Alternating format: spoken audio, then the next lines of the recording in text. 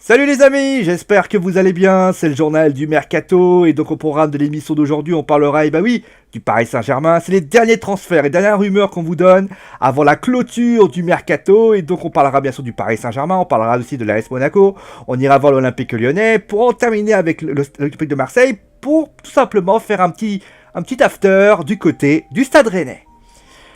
On va commencer déjà avec le champion en titre, le Paris Saint-Germain. Alors au niveau des arrivées, donc vous le savez, Juan Bernat a donc signé et devient donc le second latéral gauche du PSG.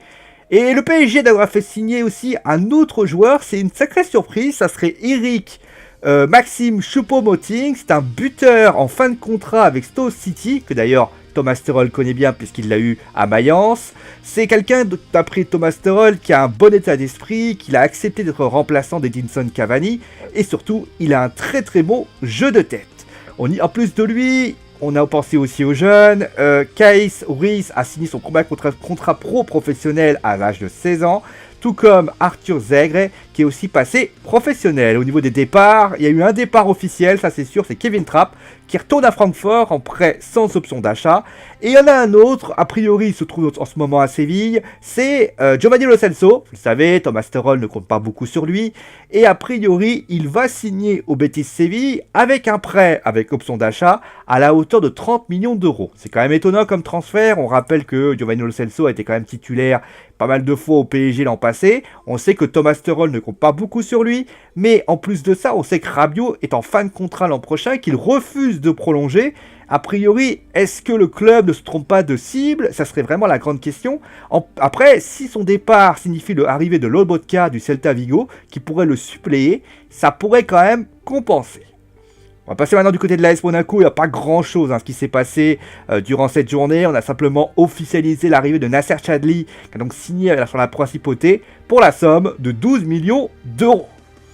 Côté de l'Olympique Lyonnais, c'est un peu plus compliqué. On essaie de faire venir Moussa Dembélé, Nicolas Pepe, mais c'est compliqué parce que Moussa Dembélé, il veut quitter le Celtic, mais Brendan Rodgers c'est assez clair, il ne veut pas le voir partir.